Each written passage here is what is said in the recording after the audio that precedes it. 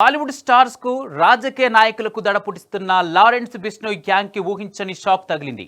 అక్రమంగా అమెరికాలో ఉంటున్న లారెన్స్ బిష్నోయ్ సోదరుడు అన్మోల్ బిష్నోయ్ ని ఎట్టకేలకు భారత్ కు అప్పగించింది అమెరికా. తన అన్నలాగే అన్మోల్ బిష్నోయ్ కూడా మోస్ట్ వాంటెడ్ క్రిమినల్.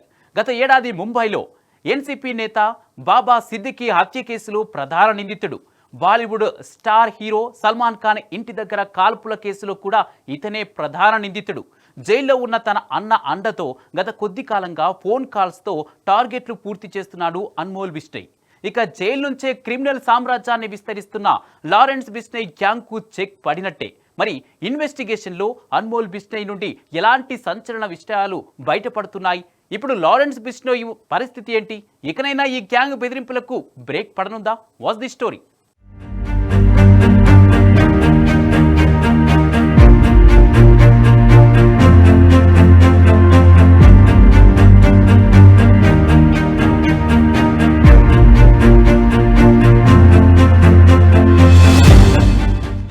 కరుడుగట్టిన గ్యాంగ్స్టర్ లారెన్స్ బిష్నోయ్ సోదరుడు అన్మోల్ బిష్నోయ్ ను అమెరికా బహిష్కరించింది.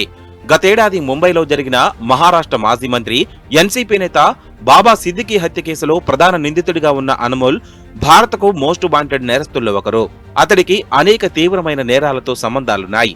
అన్మోల్ ను తమ దేశం నుంచి బహిష్కరించినట్టు బాబా సిద్దికీ తనయుడు జిషాన్ సిద్దికీకి అమెరికా హోంల్యాండ్ సెక్యూరిటీ ఓ మెయిల్ ద్వారా సమాచారం ఇచ్చింది.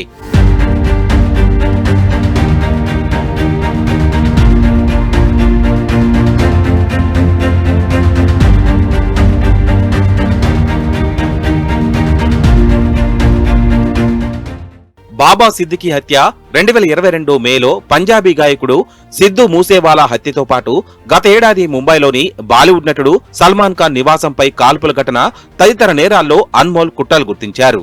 అమెరికాలోకి అక్రమంగా ప్రవేశించడంతో గత ఏడాది నవంబర్ 1న అతన్ని ట్రంప్ యంత్రాంగం అరెస్టు చేసింది. ఎన్సీపీ నేత బాబా సిద్దికీ హత్య కేసులో Maharashtra court non bailable warrant, interpole red corner నోటీసులు జారీ చేయడంతో అతడిని భారత్కు రప్పించేందుకు అధికారులు ప్రయత్నాలు ప్రారంభించారు.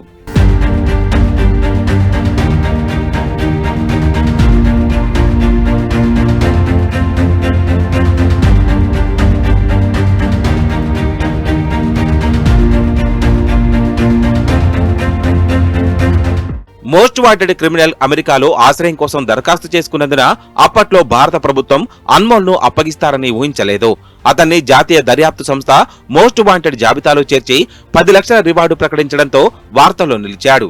గ్యాంగ్స్టర్ లారెన్స్ బిష్నోయ్ సోదరుడిపై అక్రమ ఆయుధాలు రవాణాకు సహకరించడం, మూసేవాలా హత్య సహా మొత్తం 18 కేసులున్నాయి. ఇక పంజాబీ గాయకుడు సిద్ధు మూసేవాలా హత్య వెనుక లారెన్స్ స్నేహితుడు గోల్డీ బ్రార్ పాత్ర కూడా వెలుగులోకి వచ్చింది.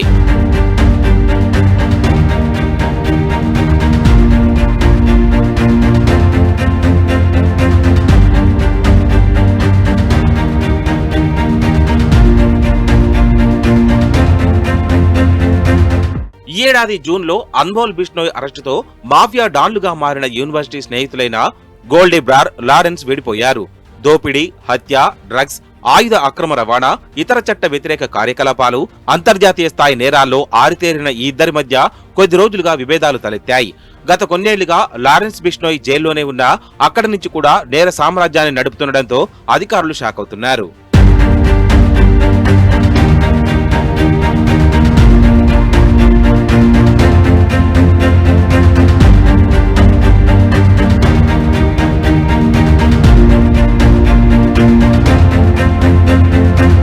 అంతర్జాతీయంగా వ్యవస్థీకృత నేరాలకు పాల్పడుతున్న బిష్నోయ్ ముఠాను అణచివేసే దిశగా ఈ పరిణామం కీలక పురోగతిని చెబుతున్నారు.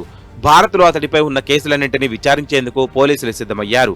ఇప్పటికే అతడి సోదరుడు లారెన్స్ బిష్నోయ్ గుజరాత్లోని సబర్మతి జైల్లో ఉంచారు. భారత్ సహా విదేశాల్లో హత్యలు, దోపిడీ, ఆయుధాలు, డ్రగ్స్ రవాణా వంటి నేర కార్యకలాపాలతో లారెన్స్ బిష్నోయ్ అతడి ముఠా పేరుగాంచింది.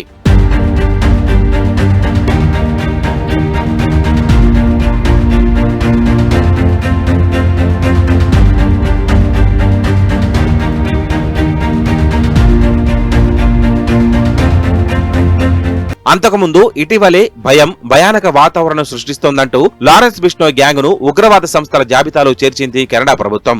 తమ దేశంలో హింస, ఉగ్రవాద చర్యలకు స్థానం లేదని కెనడా ప్రభుత్వం విడుదల చేసిన ఓ ప్రకటనలో వెల్లడించింది. ముఖ్యంగా నిర్దిష్ట వర్గాలను లక్ష్యంగా చేసుకుని భయం, బెదిరింపు వాతావరణాన్ని సృష్టించే కార్యకలాపాలకు తమ దేశంలో చోటు లేదని పేర్కొంది.